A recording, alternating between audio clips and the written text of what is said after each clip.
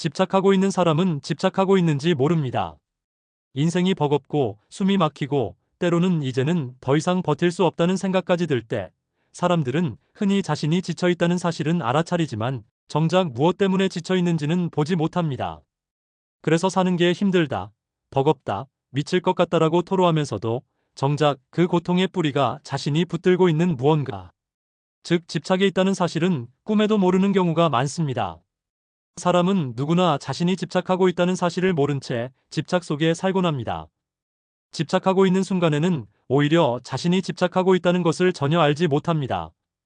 그대 또한 지금 이 순간 알 수 없는 답답함과 비관, 삶을 향한 분노와 불안을 느끼고 있을 것입니다.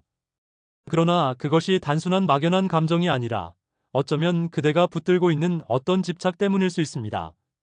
자신이 집착의 포로가 되었을 때 사람은 그 원인을 외부에서만 찾습니다. 하지만 그 고통의 중심에는 사실 내가 놓지 못하는 무언가가 있는 경우가 많습니다. 이 지점에서 나는 당신의 마음을 이해합니다. 누구나 그런 때가 있습니다. 어떤 사람은 사랑에 집착합니다. 상대방이 자신을 떠날까 두려워 그 두려움에 매여 살아갑니다. 어떤 사람은 돈에 집착합니다. 조금이라도 잃을까봐 혹은 남들보다 뒤처질까봐 노심초사하며 하루하루를 지냅니다. 어떤 사람은 명예와 체면에 집착합니다. 누군가가 자신을 무시하거나 인정해주지 않을까봐 늘 불안 속에 살아갑니다. 그리고 어떤 이는 과거의 상처에, 또 어떤 이는 미래의 불확실성에 집착합니다. 불교에서는 이것을 가래, 곧 목마름이라고 부릅니다.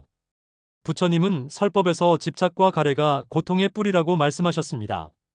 사람이 괴로움 속에 있는 것은 그가 가래하기 때문이며 가래하지 않으면 괴로움도 없다. 자바함경라는 구절은 집착이라는 숨겨진 뿌리를 드러내는 말입니다. 그러나 중요한 것은 사람은 집착하고 있을 때 그것이 집착임을 거의 자각하지 못한다는 사실입니다. 그것은 마치 깊은 바다 속에 잠겨 있으면서도 자신이 물에 잠겨 있다는 사실을 의식하지 못하는 것과도 같습니다. 집착이 괴로움의 뿌리다. 우리가 고통을 느끼는 이유는 사물이 우리 뜻대로 되지 않기 때문이 아니라 사물이 반드시 내 뜻대로 되어야 한다는 집착을 버리지 못하기 때문입니다. 그대가 지금 겪는 버거움 역시 삶 자체의 문제가 아니라 그대의 마음 어딘가에서 놓지 못하는 무엇 때문일 수 있습니다. 삶에 대한 혼란, 누군가에 대한 배신, 인생과 신을 향한 분노, 모두가 다 그대의 진실한 감정임을 압니다. 그대가 지금 가장 힘든 사람이라는 것, 그리고 그 감정을 있는 그대로 존중해야 한다는 것 또한 잘 알고 있습니다. 그러나 동시에 이 모든 고통이 붙들고 있는 집착을 발견하는 순간부터 풀려날 수 있다는 점을 잊지 마시기 바랍니다. 옛 철학자 플라톤은 이렇게 말했습니다. 우리가 사슬에 묶여 있는 줄 모르는 한 우리는 결코 자유로울 수 없다. 집착이란 바로 보이지 않는 사슬입니다. 집착은 때로 사랑의 이름으로, 때로 의무나 책임의 이름으로 위장해 우리 삶을 올가맵니다. 그러나 정작 우리는 그것을 집착으로 부르지 못한 채 단순한 현실의 무게라고 착각합니다. 그래서 더더욱 힘겨워지는 것입니다. 게다가 집착은 꼭 나쁜 것이 아닙니다.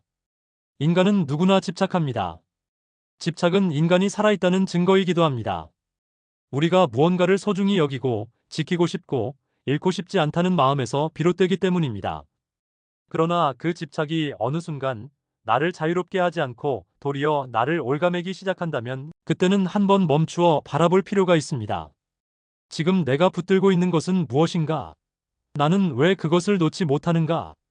이것이 바로 자유로 가는 첫걸음입니다.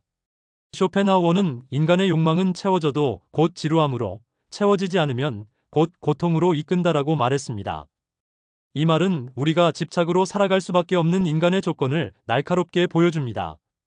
얻으면 불안하고 얻지 못하면 괴로운 것이 인간의 아이러니이자 모순입니다. 하지만 여기서 중요한 메시지를 드리고 싶습니다. 누구나 집착할 수 있다는 것, 그것은 당신의 결함이나 잘못이 아니라 인간이라는 조건 때문이라는 것입니다. 집착은 인간이 삶에서 소중히 여기는 것을 잃고 싶지 않다는 간절함의 다른 이름이기도 합니다. 그것이 사랑이든 돈이든 신념이든 혹은 자기 자신이든 말이지요. 집착은 곧 삶을 소중히 여긴다는 표시일 수도 있습니다. 그러나 문제는 그것이 지나쳐 삶을 짓누르는 짐이 될 때입니다. 그때 집착은 사람을 자유롭게 하는 것이 아니라 족쇄가 됩니다. 부처님은 말씀하셨습니다. 내가 소중히 여기는 것을 움켜쥐면 그것은 곧 내 고통의 씨앗이 된다. 그러나 그것을 놓아버릴 때 오히려 내 손은 자유로워진다. 법구경 이 말은 단순한 도덕적 가르침이 아니라 존재를 해방시키는 길을 보여줍니다. 그리고 철학자 니체는 사람은 자기 욕망의 노예가 되면 스스로 주인이라고 착각한다라고 말했습니다. 주체적이고 자유로운 삶을 산다고 믿으면서도 사실은 자기 집착에 끌려다니는 경우가 대부분이라는 의미입니다. 이제 우리는 질문을 던져야 합니다. 나는 무엇에 집착하고 있는가? 그것이 사람일 수도 있고, 관계일 수도 있고, 명예일 수도 있습니다. 혹은 잃어버린 과거일 수도 있습니다. 게슈탈트 심리치료에서는 이것을 알아차림 어너스이라고 부릅니다. 집착은 보통 무의식의 영역에 숨어 있기 때문에 그걸 의식으로 드러내는 순간 이미 자유로 가는 길이 열립니다.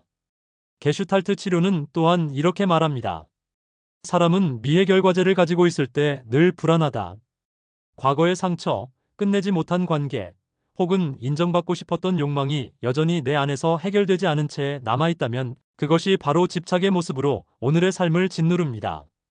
이 미해결 과제를 직면하는 것이 해방의 길입니다. 당신에게 권하고 싶은 것은 집착의 대상을 억지로 버리려 애쓰기보다 먼저 그것을 바라보는 것입니다. 그것이 무엇인지, 왜 내가 그것을 붙들고 있는지를 들여다보는 순간 마음속에서 스스로의 목소리가 들릴 것입니다. 나는 사실 버려질까 두려워 사랑을 붙들고 있었다.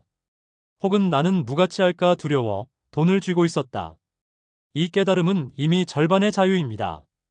이제 게슈탈트 기법 몇 가지를 그대에게 소개하고 싶습니다. 이는 단순히 지식이 아니라 집착을 풀어내는 실제적인 길이 될 수 있습니다.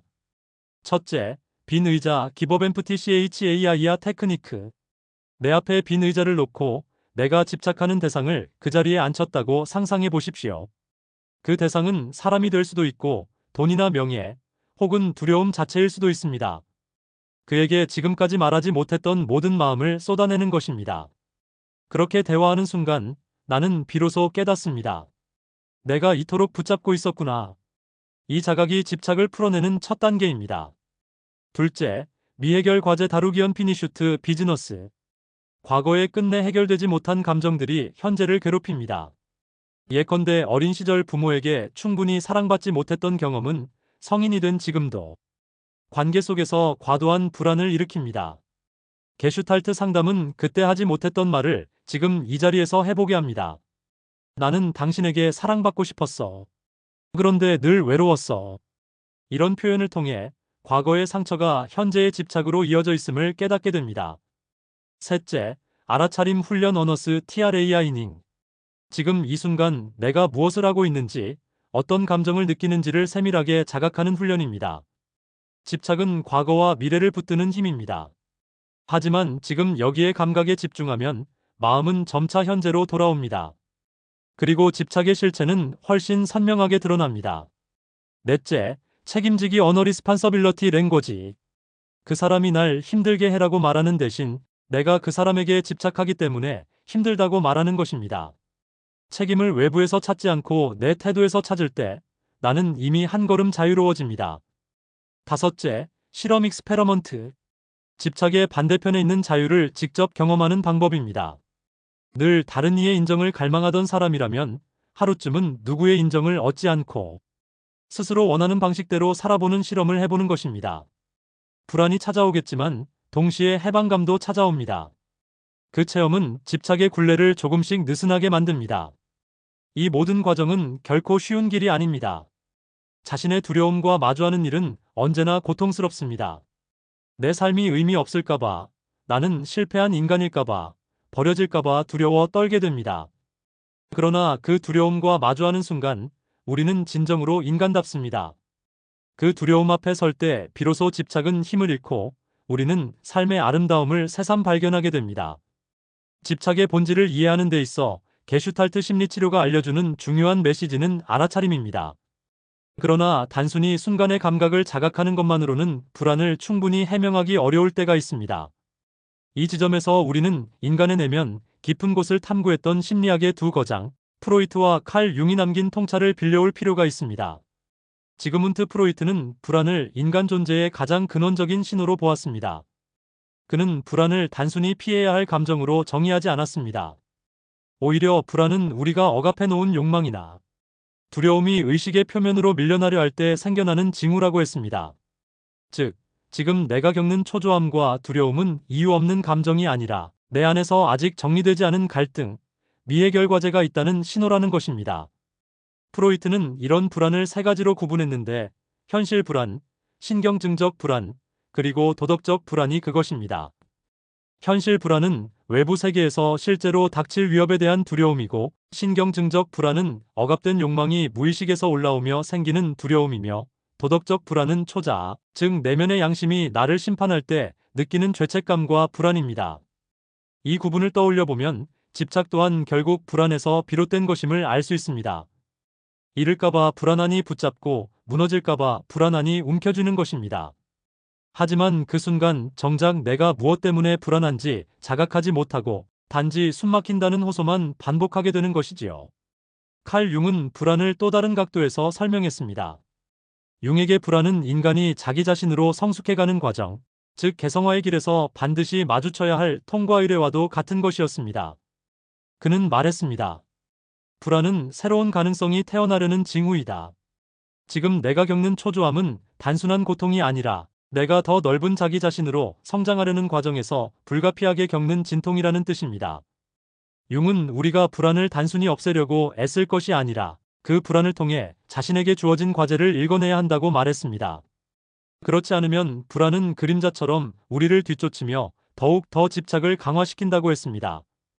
이 두 사람의 사유를 게슈탈트 심리치료의 맥락에 연결해보면 중요한 메시지가 드러납니다. 불안은 내가 지금 알아차려야 할 무엇이 있다는 신호이며, 동시에 그것을 알아차릴 수 있을 때 내가 더 큰 나로 성장할 수 있는 기회라는 점입니다. 다시 말해, 집착은 불안의 그림자요. 불안은 미해결 과제의 표지입니다. 게슈탈트 상담은 바로 이 지점을 파고듭니다. 당신이 지금 느끼는 불편함, 초조함, 이유 없는 짜증이나 무기력, 혹은 어떤 대상을 붙들고 놓지 못하는 상태가 있다면 그것은 단지 의지력이 약해서가 아니라 당신의 깊은 내면에 아직 다 풀리지 않은 갈등이 있다는 신호입니다. 그 갈등은 대개 과거의 경험, 오래된 두려움, 인정받고 싶었던 마음, 버려질까봐 떨었던 마음 같은 것들입니다. 프로이트는 불안을 억압된 무의식의 언어라고 했고, 융은 불안을 미래로 열리는 통로라 했습니다. 둘의 말은 서로 다르지만 한 점에서 만납니다. 불안은 결코 의미 없는 감정이 아니라는 것, 오히려 그것이 인간으로서 살아있다는 증거라는 것입니다. 그러므로 지금 당신이 느끼는 불안과 초조함, 집착으로 인한 고통조차도 무가치한 것이 아닙니다. 그것은 당신이 자기 자신을 더 깊이 만나야 한다는 초대장입니다. 게슈탈트 치료는 여기에 실천적인 길을 더해줍니다.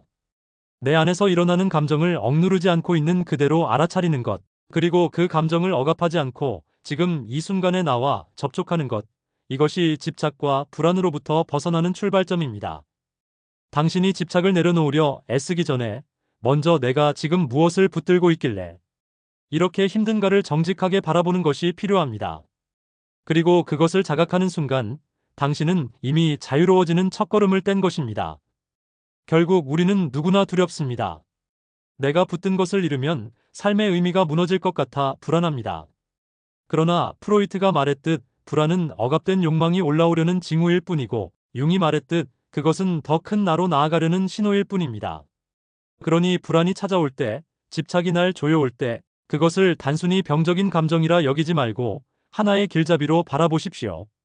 당신이 지금 겪는 초조함과 불안은 단지 힘겨운 시련이 아니라 자기 자신을 더 깊이 이해하고 자유로 나아가기 위한 문턱이라는 것을 잊지 않기를 바랍니다. 부처님께서는 인생은 덧없습니다라고 말씀하셨습니다. 세상 모든 것은 변하고 흘러갑니다. 그러니 붙잡으려는 순간 괴로움이 시작됩니다. 그러나 그 덧없음을 있는 그대로 받아들이는 순간 삶은 오히려 자유로워집니다. 노자의 말씀처럼 무의로서 자연을 따른다는 태도는 집착을 내려놓고 삶의 흐름 속에서 자신을 맡기는 지혜입니다. 두려워 마십시오. 집착을 알아차리고 마주하는 것은 결코 약함이 아니라 진정한 용기입니다. 누구나 자신의 공포를 마주하는 것을 두려워합니다. 하지만 바로 그 두려움 때문에 우리는 인간이며 어쩌면 그 때문에 이 삶은 더욱 아름다운 것일지도 모릅니다. 오늘 이 편지가 그대에게 작은 등불이 되기를 바랍니다. 어둠 속에서 길을 찾지 못할 때 자신이 붙들고 있는 것이 무엇인지 한번 바라보십시오. 그것을 직면하는 순간 이미 자유와 해방은 그대의 곁에 와 있을 것입니다. 그대의 길 위에 언제나 빛이 있기를 기도합니다. 누구나 자신의 공포와 두려움을 직면하는 것은 쉽지 않습니다. 우리 모두는 혹시 내 삶이 의미 없는 것은 아닐까? 라는 두려움 앞에 서기를 꺼립니다. 그것은 너무도 무겁고 외롭고 떨리는 일이기 때문입니다. 하지만 동시에 바로 그 두려움을 마주하는 순간에 우리는 인간으로서 진정한 성숙을 경험합니다. 집착을 버리는 길은 단번에 완성되는 길이 아닙니다. 하지만 그 길을 걷기 시작할 때 삶은 전혀 다르게 보입니다. 사람들은 자신의 두려움 때문에 집착하지만 사실 그 두려움 자체를 마주하는 순간부터 자유는 시작됩니다. 그리고 당신이 지금 겪고 있는 혼란, 버거움, 숨막힘은 결코 당신만의 것이 아닙니다. 그것은 인간이라면 누구나 겪는 보편적인 조건이며 그렇기에 오히려 이 삶이 아름다운 것일지도 모릅니다. 인간은 연약하기에 두려워하고 그래서 서로를 이해할 수 있고 집착에서 벗어나려는 발걸음에서 성장합니다. 그러니 부디 자신을 자책하지 마십시오. 지금 느끼는 고통은 집착을 자각하기 위한 신호일 뿐입니다. 당신이 그것을 바라볼 용기를 낸다면, 그리고 언젠가 그 소나기를 조금씩 풀어낸다면 삶은 분명 지금보다 훨씬 가볍고 자유로워질 것입니다. 내가 두려움과 집착을 마주할 때 비로소 너는 인간이 된다. 그리고 그것이 곧 인간의 아름다움이다. 이상 시크릿 레터였습니다.